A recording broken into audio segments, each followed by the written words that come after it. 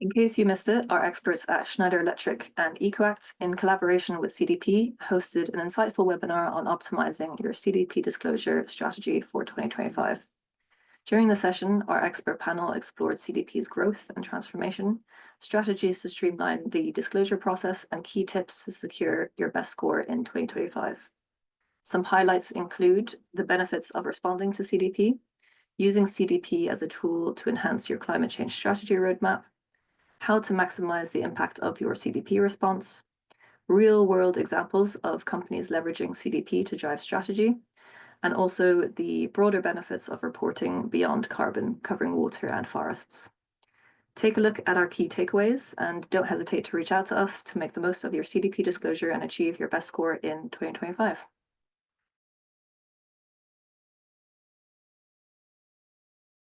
In 2024, we had a lot of changes. So if you've been disclosing to CDP for a number of years, you have for sure experienced that we had a new platform and integrated questionnaire in 2024.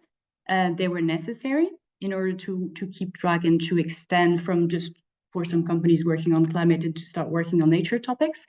However, we definitely acknowledge that it was not perfect and there's still a lot to work on, especially from a technological point of view. So we heard a lot of your feedback and we've been working with a lot of companies as partners to make sure that it improves, and we're super thankful for working with all those long-term partners.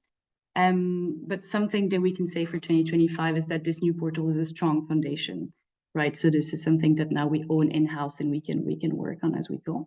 If you go to the next slide. Thank you very much. What you can expect for 2025 after all those changes in 2024 is way less changes. 2025 is going to be a year of stability. So in terms of the format and the platform, we're focusing on user friendliness and optimizing user experience. In terms of content of the questionnaire, there will be only minimal changes. So really, you can start working with the 2024 questionnaires for preparing for your 2025 disclosure. I think we can move on to the next time. I'm doing in terms of timing. Okay, I think we're okay. Last but not least, what the disclosure cycle is going to look like. So we're looking at a timeline that is very similar to the one of this year. So the portal will open for disclosure. So any company that wants to disclose environmental data, whether they requested or whether they self-selected, they want to disclose on their own from the end of May, which is going to be also when the scoring methodology and the guidances are going to be available for 2025. And then you're going to have the same amount of time as in previous years to disclose up to the scoring deadline, which is going to be in mid-September in 2025. And with this, I will pass it back. Great. Thank you very much, Andrea. Yeah, some really useful points there and things for companies to consider when going into the 2025 disclosure cycle. And your presentation also leads us nicely into the panel discussion, and also my first question, which I'll direct to you, Andrea. So you touched on the importance of responding to CDP in your presentation, and I wondered if you could expand on that and explain why it's important for CDP, for companies to participate in CDP, and also especially those kind of newcomers that are just starting out and starting to respond. Yeah, for sure. Thank you. I really like to refer back to this this kind of like framework that we use, this ABC, which is access to capital, business competitiveness, and then compliance. So really this idea that the more transparency you have and the more information you're about to gather and disclose to any potential, when you're looking for capital, when you're looking for new business opportunities, it does show your management, your awareness and your management of environmental topics. And this is really something that is very welcome by the market. And you can disclose it in an annual report openly for everybody to see, but you can also disclose it to CDP, so this information actually reaches directly the people that are actively looking for it, which is capital market signatories that are working directly with CDP, right? Thank you. And yeah, so you mentioned some of the people who are using this data. Could you talk us through anyone else who's using the data, who's asking for the data as well, and then what they're using it for? Sure. So we're working with capital market signatories, right? So these would be big investing companies, anybody that's really interested in the health of your company. And so you can see it a bit as a health check. This is any type of data that they would use in order to have a bit of an idea of how you're doing from an environmental perspective. One use case which was really interesting, for example, is BBVA, which is a Spanish financial services company that based a loan that they gave to Iberdrola, which is another company, based on their CDP water score, as well as CDP water data. So this is a real life example where data that was fueled to CDP enabled directly a 2.5 billion loan to happen. Great, thank you very much for that. Katie, if we think about companies just starting out, what would be the first steps a company should take when starting to respond, and how can companies kind of best prepare to respond to CDP? Yeah, it should come as no surprise that when a company wants to establish a sustainability reporting practice, they're going to need data to report out on. So whether you're just beginning the journey or you're a seasoned veteran within the reporting space, data is going to be a constant source of something that you have to think about. So the very first thing that you need to do is figure out what data you need. CDP actually makes this very easy for companies because they publish the questionnaire ahead of time. So this is a really good starting point because you can use the questions asked by CDP to serve as a checklist of the data that you need. Once you have your arms around kind of the what in terms of data collection, I think the next step is then to establish a really strong year-over-year data collection process. So thinking about not only the what, but now the who has that data that you'll need to engage year over year. This is going to be really critical so that both you and the users of your CDP questionnaire are going to be able to see that kind of positive progress over time. So I'd say that's definitely the first thing that companies should really be thinking about, is getting that data and then getting that data every year. Great, thank you. Rosella, if we move to you next, could you spend a few minutes going through Lang O'Rourke's CDP journey over the last few years? What or how has CDP benefited your sustainability strategy? And yeah, any advice that you'd give to companies starting out? Absolutely. So Lang O'Rourke's CDP journey started in 2016. So not 25 years ago. We were not like early adopters, but still I have a few years in terms of maturity of the company. I would suggest that probably what constitutes a good description of our journey is increasing maturity, progressive certainty, and as Katie suggested, an ongoing journey of what data we need, what data we have, and how we can improve our systems. So from the 2016 journey, of course, the CDP scoring has evolved, but so have we as a company. And what is probably my best lesson learned is that CDP is not just a disclosure, but is an example of best practice areas to address in terms of maturing the sustainability journey. When Lang O'Rourke started in 2016, we didn't have a global sustainability strategy. That came in 2022. And there was a year developing before that. I could say that CDP and then the knowledge that came from it, what is best practice, what is valued in external market, that was important to shape that strategy and see what is important for our wider stakeholders. So the maturity has progressed, and so is the data.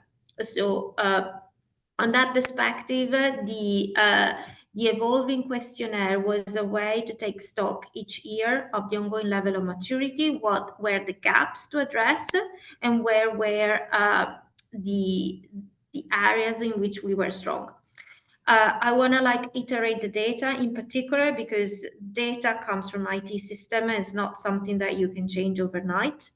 But starting small and see what is important and have the appropriate systems in place, and if required investment, is probably one thing that is necessary, and not just for CDP, for any type of disclosure. And then what CDP gives you is probably also a forecasting ahead of what's coming, because for us, for example, was important to start the CDP before TCFD became mandatory, in terms of what is important from an internal and external perspective. Then the last point I would like to touch on is about the various areas. So we discussed about data, but there's also quite a series of important sections on risk, on governance and strategy. And what has been important for us is that you don't have a sustainability strategy and then a business strategy. It's important to weave the two together. And again, it's not something that happens overnight. It's not something that is even so clearly legislated. So disclosure system like CDP that have a series of questions that are still on a voluntary base represent a nice way to see where you can improve your link on the finance aspect of risks with your business strategy and the area of focus. And then the very last piece, Langorork is not a listed organization. We're still a privately owned business, but regardless, CDP has been important for us for access to opportunity and access to business development. In a lot of our work winning opportunity, both on the private and public sector, we have seen CDP score as a requirement to disclose. So even if you are not a publicly listed company, still is a very efficient tool to prove that you are progressing in the sustainability journey. Well, yeah, no, that's great to hear that it's not only public companies that are impacted, it's also private companies. And you've mentioned it as well, like all the benefits that CDP has brought. But I know there's also some common challenges that companies face, and we alluded to those in the poll earlier as well. Could you all take a few moments to go through some of these common challenges? I know we also mentioned data as one of them, and how companies can overcome these challenges. I don't know who wants to go first. I can have my take, and then happy for the rest of the panel to have their expert opinion. I think for me is as for every multifunctional, multi-department project, is important to assign a very strong project management procedure. So having an accountable person with no particular agenda, just getting the project along is the one thing. Normally, sustainability disclosure are managed in a sustainability department, but then in some other companies, you can have the legal team or the finance team or a separate governance team. Regardless, I think it's important to project manage this effectively with owners. And then the second step is like mapping out your internal stakeholders that need to provide information or data and assign precise deadline and make sure that they have the exam question understood and efficiently. And the third point, really last but not least, is buying from the top. I'm not going to hide that this is not an easy undertake. It can be made easier, but it's something that will still require, particularly if you're aiming for a high score, a CFO or a CEO signature. Disclosing risk, governance, and strategy opportunity in a way that your board is behind, it's really important. So I would say that buying from the top, an efficient program management, and making sure that all your stakeholders are mapped and I know what I have to do. Perfect. Anyone else who wants to jump in? Yeah, I might just echo exactly what Rosella mentioned. When you think about challenges, I obviously think about kind of data as the first challenge, but then also just the amount of moving parts to get a CDP response over the finish line. I think in previous years, sustainability has a little bit happened in a silo. That doesn't really seem to be the case anymore, to Rosella's point. And so to steal an American football analogy, having a quarterback that's going to keep everyone organized, keep everyone on schedule, on time, meeting those internal deadlines is going to be so critical to overcome that challenge of all of the moving pieces. Because as we know, and Andrea can confirm, that CDP deadline comes whether you're ready or not. So you got to be ready.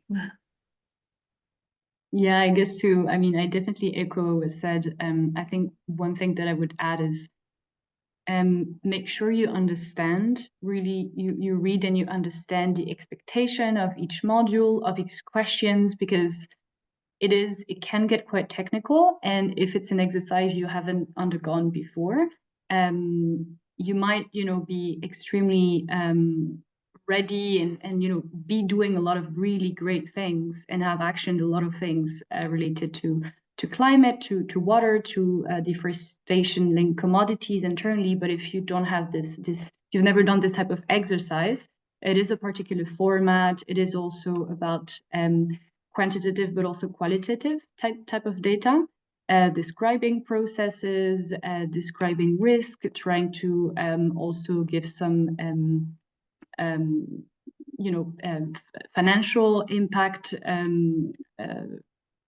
data sometimes. So it is quite a particular exercise. So making sure that you understand what is expected, and whether you're extremely advanced or whether you're just starting out, also using, as Rosella was mentioning, the CDP questionnaire as a roadmap, as okay, what is actually asked? Do we have this data? How do we organize to get this data? And once we have the data, actually, okay, how do we get better year on year, and not using it as just a disclosure exercise, but using it really much as a strategic roadmap for where you want to be in the next years. Yeah, exactly. And I think a common challenge is that data collection aspect. Katie, you touched on this previously. Do you have any advice for organizations on data collection or managing like quite a large data set, gathering all that information from different people? Yeah, I would say my best advice is to actually do something similar to what Rosella mentioned when she was talking about her CDP journey, is figure out what data you need. That's easy. You can look at the CDP questionnaire to know what data you need. Figure out who has the data that you are going to need, and then establish a data gathering process and write it down somewhere. So inform the stakeholders that you'll need to reach out to, that you're going to reach out, and you're going to reach out next year and the year after that. And then keep that control process documented somewhere, because you don't want to have that institutional knowledge lost if there's any sort of personnel changes. So writing down kind of who the data owner is, where the data lives, so that kind of year over year, you can kind of get that same quality data each year for CDP. Yeah, kind of like greenhouse gas inventories as well, similar kind of process. Exactly. Perfect. So I guess thinking about engaging stakeholders has also been touched upon.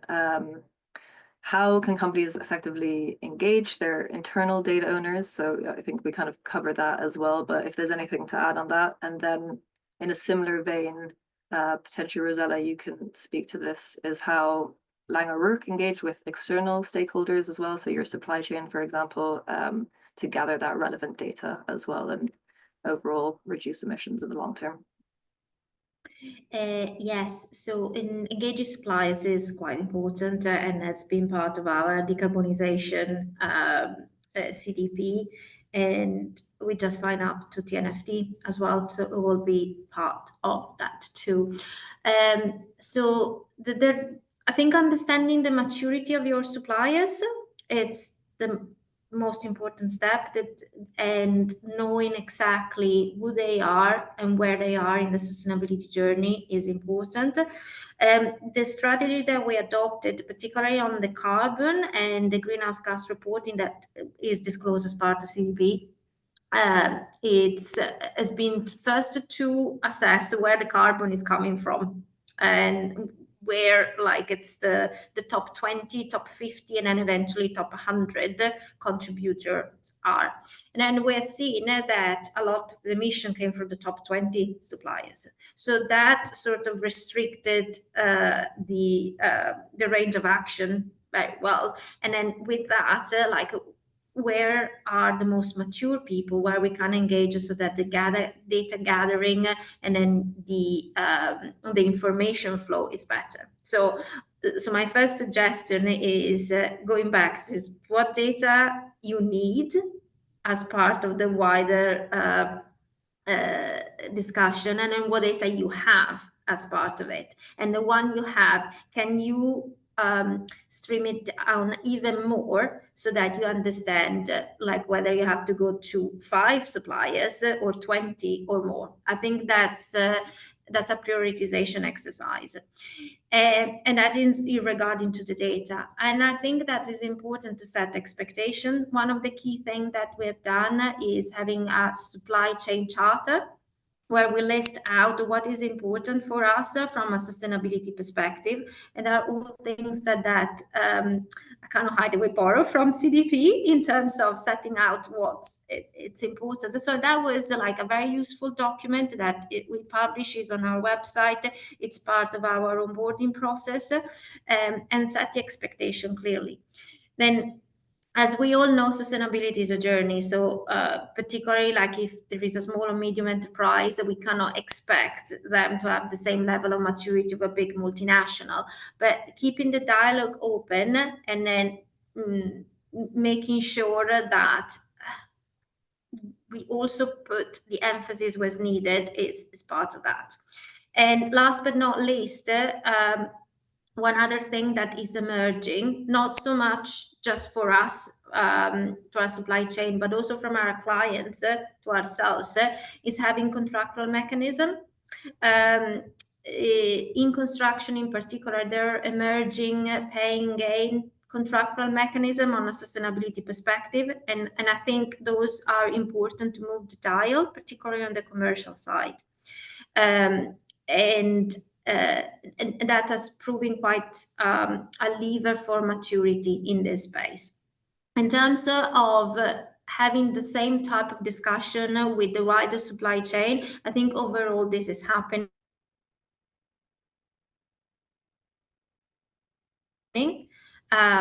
Particularly Europe, in the UK. I think we all see the legislation happening. And I think it's important to maintain the positivity aspect of it, incentivize suppliers that can provide more data or more information, and making sure that commercial discussion are aligned with sustainability aspiration. Great, thank you very much. Katie, anything to add on external stakeholders and engaging them? Yeah, I would just say, kind of rules of engagement go a long way. So be organized, make your ask simple, clear, easy, be considerate, give them plenty of time. No one likes getting that email that says we need you to do something for us and we need it in the next 24 hours. Be transparent, tell them why that this is important, why you're engaging them. And then of course, be gracious, thank them after they've helped you, because it's always nice to be acknowledged. Okay, thanks very much. I guess moving into some more specifics of the questionnaire, and this is also an area that's quite important to investors and leadership teams, is climate risks and opportunities. So Rosella, could you explain how Lang O'Rourke has used climate scenario analysis, or CSA for short, to identify those climate risks, and how this has helped with your CDP reporting? Sure. So we conducted the first climate scenario analysis a little more than 2 years ago, and then we had 2 carbon scenarios. So a high carbon scenario, high warming, and then low carbon. That was an eye-opening opportunity, not just for the sustainability department, but involved stakeholders from our strategy groups, from finance in particular. And it was a medium and long-term exercise to understand what are the areas of focus, particularly for our market sectors, but also risk to our operations. The key results, particularly from the qualitative analysis, was to identify a series of physical, transitional, and reputational/market risks. Some of them were particularly clear, others less so. So the way we took the assessment was not just to report it back in terms of CDP, but was also to engage in a wider exercise with our finance and commercial team and map our risk pods better. So at the end, it's a great maturity exercise for a company to understand that you cannot go at everything, but what are the issues that are more material to your business that can impact your bottom line at the end. Langorork is also a particular business because we have projects in different locations, but we also have manufacturing facilities and fixed facilities. So understanding the risk profile and the opportunity on a climate perspective was important. I'll just give one very specific example because I think we can all relate to infrastructure project, road, bridges, station across the world. So historically in construction, we all have assessed risk from extreme temperature, extreme events, wind, flooding, etc. And then as a former engineer, I can tell you that normally we've been using the data from the last 30, 40, 50, 20 years. With climate change, is no longer the case, despite what the standards and code says. It's the last 5 years tells you a much better story than the last 30. But again, with codes of practice not being up to date as frequently, then it's a risk assessment, particularly on a climate perspective, that gives you the right answer. And then you can enter better conversation with the clients, and also you can plan your jobs better. So that's what a climate scenario assessment can do for your business. And it's not just a tick box exercise in a disclosure. Great, thank you. That's really useful. We probably have time for 1 or 2 more panel questions before we go into the live Q&A. So one question I wanted to ask is, we've obviously seen over the last few years that climate change, that theme as well within CDP is kind of the most popular in terms of responses, but also more recently we've seen a real push for nature and biodiversity reporting as well. And with these issues kind of rightfully gaining momentum, actually Andrea or Katie, would you have any advice for companies who are beginning to respond to the water and forest questionnaires, and also biodiversity and plastic modules as well?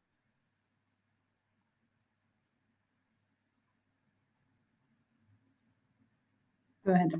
Yeah, I would just say, kind of from my perspective, water, forest, biodiversity have very different flavors compared to climate questionnaire. I would say water is maybe a little bit closer to climate, but when you start thinking about biodiversity, forest, you're getting a lot more into kind of the policy and supply chain side of things.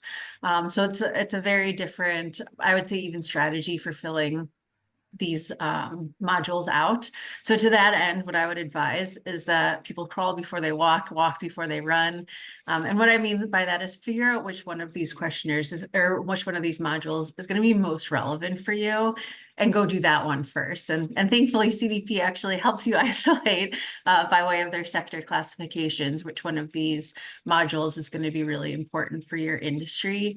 But whatever that module is, it's going to be really impactful for your business. Put your limited time and resources into that really important one. It doesn't help to have any company do all modules really poorly. Instead, choose to do 1 or 2 of the modules really well. And once you decide what you want to focus on, then similar to what I've already said, kind of do it with intention, loop in the right stakeholders and the right people, and draw a connection between this particular module, whether it's forest, biodiversity, plastics, and loop it into your business strategy. So you're not doing something just to fill out a questionnaire, but rather you're doing something because it's the right thing to do to keep your ESG strategy moving forward. And then the side benefit is that you get to do well on your CDP response. I guess maybe I can add quickly on this as well. And I completely second everything that Katie said. I think really, again, use the questionnaire as a strategic roadmap and a bit of this step-by-step approach of, what is asked, what are also the recognized best practice. The scoring methodology is public, the guidance methodology is also public. They are quite extensive, but you can focus on, the first part that you want to tackle. And also, it might be a bit scary to have this scoring methodology, but really there's 4 different levels. So we haven't really gone so much into Émilie qui reçoit une facture de 22 €. We haven't gone so much into the different levels, but basically you would start with something that's called disclosure. And then once you have fulfilled the points for disclosure, into awareness, into management, into leadership. So you can also start by looking at the first question and seeing, okay, what are the, what I want to say is it is made for you to be able to progress and to assess yourself also against those criteria. So if we're looking very quickly at water accounting, for example, across your operations, what type of proportions of water aspect do you regularly measure? And then this would be assessed at awareness. And then the next question would be assessed at management leadership. So this is kind of like helping you to go through this and not to be completely overwhelmed by looking at everything all at once. And then you can go deeper and deeper and check, whether you've those withdrawals, those discharges are forecasted to change year on year. And then are you specifically withdrawing for water stress area? And so this is asking you questions to also deep dive internally into questions that you might not have looked at yet. So I guess for my final question, Andrea, I'll come back to you on like future trends that you see emerging in CDP reporting, and how newcomers can prepare for them. For sure, having a more holistic disclosure, environmental disclosure is quite a big one. And this is something that CDP is also incentivizing with having an integrated questionnaire where you have integrated modules where you can disclose on your diary, for example, for all the different themes, whereas before you had to go through every separate questionnaire. Anything related to frameworks, things like that, or top of mind for a lot of companies, and CDP is aligning, as we've been saying, with a lot of them, or looking at everything that's happening globally in Asia and Europe and in the US. So also this idea of preparing for what's to come, and this is really what companies have been using CDP for throughout the years, and so this is still very relevant. And also something that we're looking at the moment is biodiversity in plastics. I know that a lot of people are wondering whether they're going to be scored next year. So biodiversity in plastics are not going to be scored, but they will be in subsequent years. So this is also something to look at now, so you can continue preparing and kind of using it a bit as a draft and checking what are the guidance is saying, what are the best practice, potentially what your peers doing, so that you're ready once you can actually be assessed. Great, thank you very much. And thanks also to Katie and Rosella for all your responses. Yeah, some really insightful points that I'm sure will help companies in their next disclosures. We do have the next 8 minutes or so for questions from the audience, and I see quite a few of them coming in already. So again, just a reminder to use the Q&A function in Zoom to ask any questions that you have. For the first question, I will again come back to you, Andrea. We didn't really get a chance to touch on this previously, but what can we expect under the extensive interoperability between CDP and ESRS as announced by CDP and EFRAG back in November 2024? Yes, so this means that it has already been the case for the 2024 questionnaire. So there has already been a high level of commonality between what's asked in the ESRS E1 and the 2024 CDP questionnaire. As I was mentioning, we're also working with the European standard setter, which is EFRAG, on deepening our partnership, which also includes mapping of the commonality between the ESRS E1 and CDP's 2025 questionnaire. So this will be published, within the first quarter, but this is still in the work at the moment. Thank you. There's a few questions as well. Again, kind of on like the size and threshold for the SME questionnaire as well versus the full version. If that's if you have that to hand as well. Let me just. I'm not working directly with the SME questionnaire. However, what I can tell you for sure is that it has been quite a lot of uptake on this. So there's been almost half, basically, of the companies that have been disclosing. That shows not entirely, but almost half, I think. And also some of them that just couldn't go to the full questionnaire, and some of them that chose, actually 400 companies that chose to disclose to the full questionnaire, even though they were eligible also for the minimum questionnaire. CDP used to also have, it wasn't called SME, but like a smaller version of the questionnaire. And it's also, this is great to see that some of them actually choose to go beyond and to actually see what's out there and what's being asked in the full questionnaire. Thank you very much. There is another question for Rosella. What approach did you take to obtain leadership buy-in to establish the supply chain charter? And was there a reason to develop a charter versus a supplier code of conduct? That's a good question. I'd say that over the last few years, the support from the executive committee and the board has always been very good. So it was not a push in terms of engaging the suppliers. The business case for us was very clear because it came from not just external regulation, but it was a clear requirement from our clients in tenders and work winning opportunity. Being mature in a sustainability arena was almost a license to operate, and then the more you do, the more differentiating it becomes. So in terms of getting buy-in from leadership, my suggestion would be to articulate the business case, what it means for your particular business, for your particular area to become mature in your space.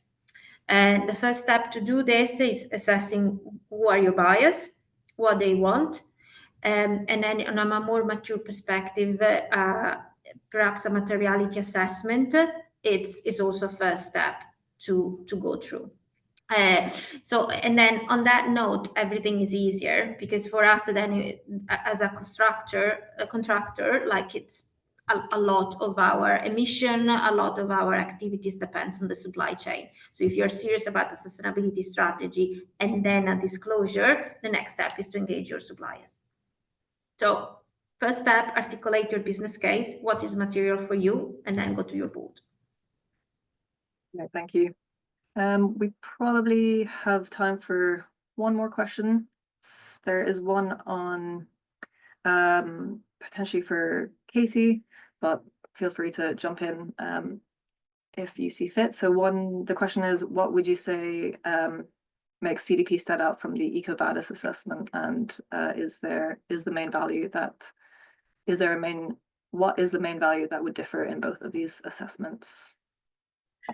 Yeah, I would say CDP and EcoVadis are different in that I would call kind of CDP really drilling into the weeds of some really specific information, whereas EcoVadis stays at a much higher level. So whereas CDP is a lot of data, a lot of narrative response, EcoVadis is what policies do your suppliers have in place. So I would say EcoVadis hits a really broad spectrum of all ES&G, whereas CDP is a lot more focused towards the particular modules of climate, forest, water, so on and so forth. Perfect. And then final question, and quite a few of them coming in, is when will people receive their scores for 2024? So yeah, probably a question for you, Andrea. Yes, happy to take this one. So the score release day is today. So we're working really hard on getting all the scores communicated directly to companies today, as well as capital markets. So this mechanism that we were talking about, right? So everybody that's using this data for making decisions. So companies are receiving it today, and there will not be public, announcement or communication by CDP today. So at least you know that this is not to be expected today, but you can expect your scores directly via email. Yes. Right. And with that, we are at time. So I'd like to thank our panelists for their time today and for all the great questions coming in from the listeners. As mentioned, we'll be sending out the recording of this webinar in the coming days, and we've also included a QR code to a blog we've published on what to expect from CDP this year and also how best to prepare. So yeah, please stay connected, reach out if you need further assistance, and good luck with all those disclosing this year. Thank you very much.